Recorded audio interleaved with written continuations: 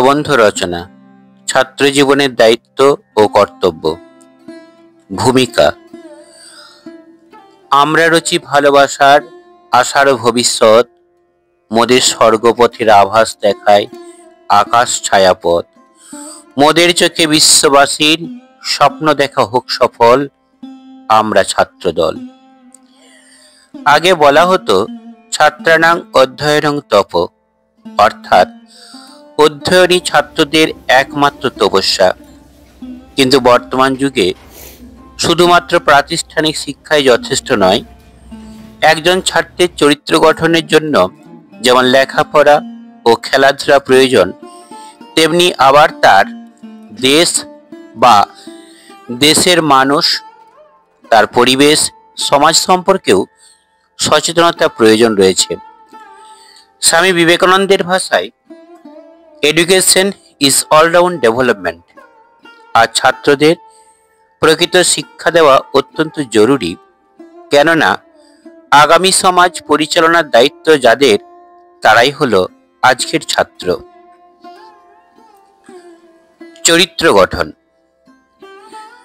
ছাত্রদের সামাজিক নানান দায়িত্ব ও কর্তব্য পালন করতে হয়, কিন্তু সেই দায়িত্ব ও কর্তব্য পালন করতে হলে সর্বাগ্রে যা প্রয়োজন তা হলো নিজের চরিত্র গঠন।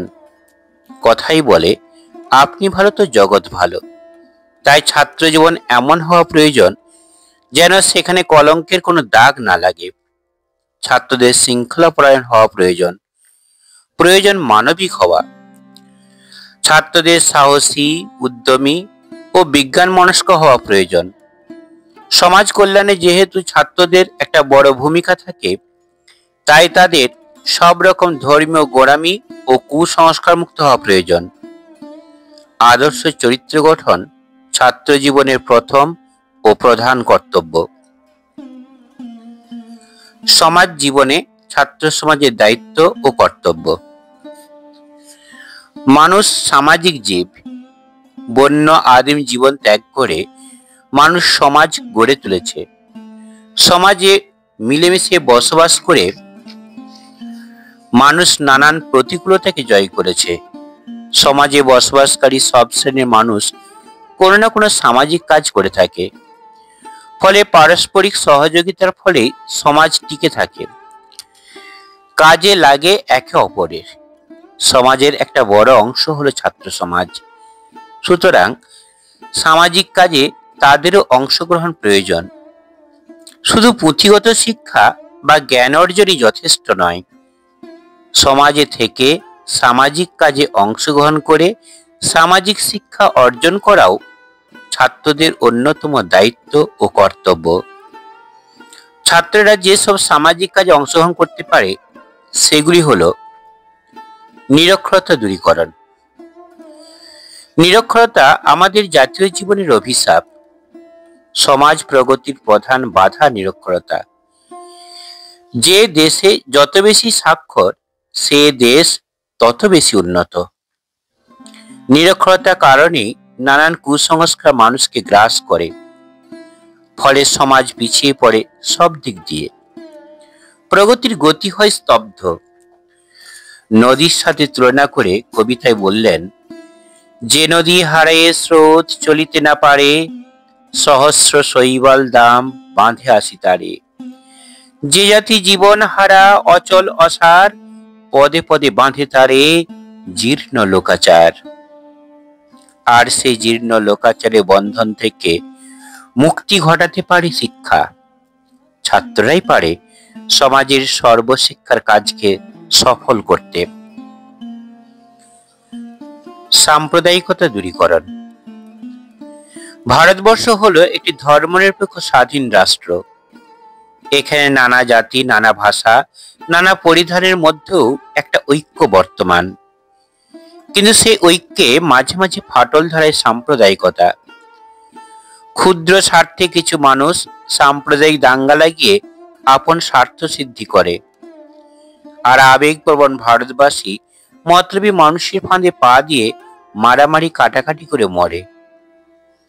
জাতীয় ধর্ম বৈষম্যের গোঁড়ামি থেকে মুক্তি দিতে পারে ছাত্র সমাজ। তাদের সচেতন প্রয়াস ও প্রচার ভারতের সাম্প্রদায়িকতা নির্মূল করে এক শান্তিপূর্ণ ভারতের জন্ম দিতে পারে ছাত্র সমাজ। সুতরাং সাম্প্রদায়িকতা দূরীকরণও ছাত্র সমাজের অন্যতম দায়িত্ব ও কর্তব্য। পরিবেশ রক্ষায় ছাত্র সমাজ। কিশোর কবি সুকান্ত ভট্টাচার্য বললেন, চলে যাব তবু আজ যতক্ষণ দেহে আছে প্রাণ, প্রাণপণে পৃথিবীর সরাব জঞ্জাল, এ বিশ্বকে এ শিশুর বাসযোগ্য করে যাব আমি, নবজাতকের কাছে এ আমার দৃঢ় অঙ্গীকার। কিশোর কবির মতো তরুণ কিশোর ছাত্র সমাজেরও অঙ্গীকার করার দিন এসেছে পরিবেশকে সুন্দর ও সুস্থ রাখার। কেননা সুস্থ পরিবেশই সুন্দর মন ও সুস্বাস্থ্য গড়ে তুলতে সাহায্য করে। তাই সমাজের জন্য, সমাজের মানুষের জন্য আমাদের প্রাকৃতিক পরিবেশকে দূষণমুক্ত রাখা ছাত্র সমাজের অন্যতম দায়িত্ব ও কর্তব্য। জনসেবামূলক কাজে অংশগ্রহণ। পুষ্প আপনার জন্য ফোটে না, পরের জন্য তোমার হৃদয় কুসুমকে প্রস্ফুটিত করিও। ছাত্র জীবন ফুলের মতোই হওয়া প্রয়োজন। প্রয়োজন আত্মসেবা বিসর্জন দিয়ে জনসেবা ও দেশ সেবায় নিজেকে নিয়োগ করা। মানুষের দুঃখে বিপর্যয়ে মানুষের পাশে দাঁড়ানো। জীব সেবাকে শিব সেবা জ্ঞান করে ছাত্র সমাজের উচিত কাজ করে যাওয়া। উপসংহার। পরিশেষে বলা যায়, লেখাপড়া করা ছাত্রদের প্রধান দায়িত্ব ও কর্তব্য হলেও তা একমাত্র নয়। পড়াশোনার পাশাপাশি তাদের নানান কাজ করতে হয়, কেননা ছাত্রই হলো আগামী দিনের সমাজ পরিচালক। তাই ছাত্র জীবনে পুঁথিগত জ্ঞানের পাশাপাশি সামাজিক নানান জ্ঞান প্রত্যক্ষভাবে অর্জন করা উচিত। কেননা ছাত্রই হলো সমাজ শক্তির আরেক নাম। আমরা শক্তি, আমরা বল, আমরা ছাত্র দল। সমাপ্ত।